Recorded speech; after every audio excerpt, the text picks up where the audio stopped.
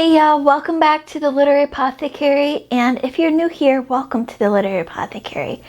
My name is Kate, and today I'm going to talk to you guys about my favorite reads from quarter one, which is, of course, January through March.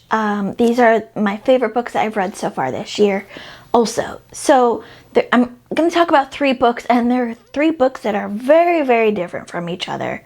First up, we have Cold Days by Jim Butcher. This is book number 14 in the Dresden Files series, urban fantasy series that I absolutely love. I adore the Dresden Files. It has become one of my favorite series of all time. And these books just keep getting better and wilder for me. Some of my favorite things from Cold Days is that we get so much character development in this book. It is crazy how much character development we get. And character development for characters that I never even thought we would get, like Mab. It was so well done. Jim Butcher absolutely nailed the atmosphere and setting in this book. I felt and I saw and I smelled and tasted and heard all of the settings that we got here. Our atmosphere was spot on for all the different locations and things that were happening in this book. It was just, he just nailed it. I had no idea where this book was going, but I was enjoying the ride anyways. I loved this ride.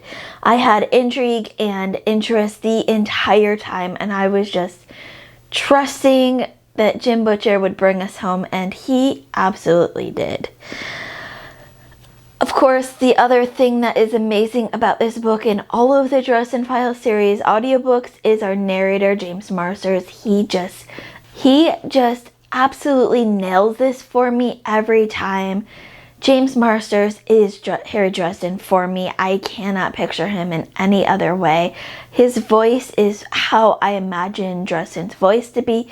Even when I'm reading it just on the page without the audiobook going, there was one time where my library had a different copy, a different narrator, and so I started just reading it as a regular read of my hardcover, and it was not working. I still had James Marsters' voice in my head for Harry Dresden, but it just wasn't the same without James Marsters reading it along. And that might be a series of audiobooks that now that I have all of the Outlander audiobooks, I start investing my monthly Audible credits in just so I can get all of those. Because let's be real, if I'm going to reread this series, which I'm going to again and again and again, I'm going to want those audiobooks. The next book up that I have to talk about is The Last Hart Beating, From the Dungeon to WWE by Natty Neidhart. This book is so special to me. I loved this so much. This is a celebrity memoir written by one of my all-time favorite WWE wrestlers, Natty Neidhart, daughter of Jim the Anvil Neidhart, niece to Bret the Hitman Hart and Owen Hart, and granddaughter of Stu Hart. It just goes on and on and on. And she has accolades out the window on her own right, minus being part of the legendary Hart family. And this memoir takes us through everything. Natty left it all on the page. She wrote with all her heart, and it really showed. We get all of the ups and downs and the laughs and cries in this one. This had Natty's voice written all over it. You could tell it was her and not a ghostwriter. It was honest, and in places where she was biased, she admitted it on the page. And I can really appreciate that, because it's really hard for some people to admit that, especially in front of such a large audience. But Natty has no problem in admitting that. She admits where she's biased, and then she moves on from it. And it just is such a breath of fresh air. I loved the experience that this book took us on. This book took us on such a wild ride. Like I said, successes and failures, happiness and tragedies, and it just had so much in it that I absolutely loved. Natty read with such passion and emotion in her audiobook narration of it that it felt like it was a WWE promo.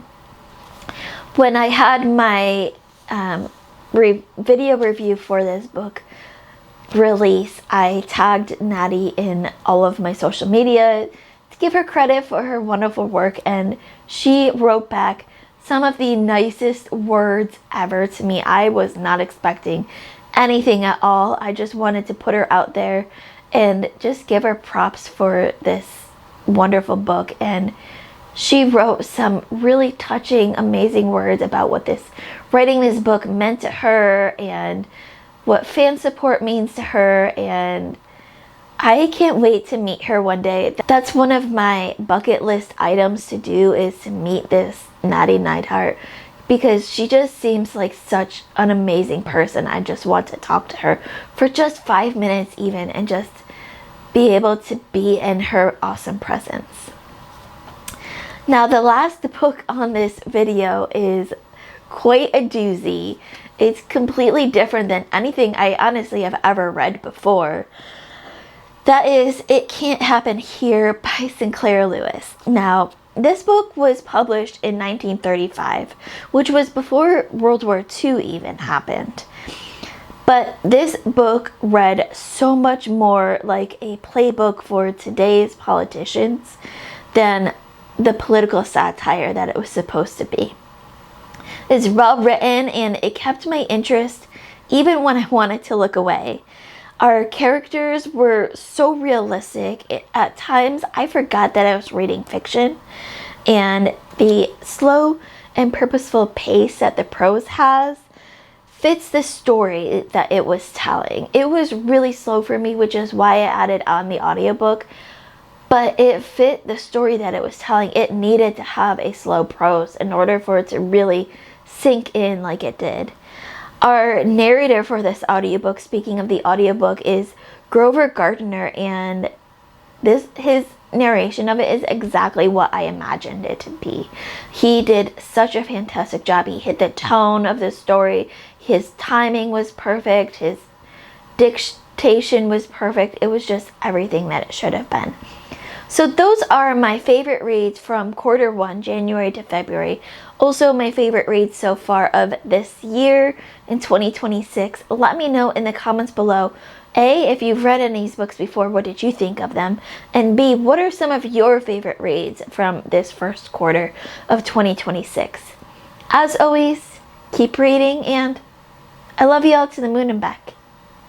Bye.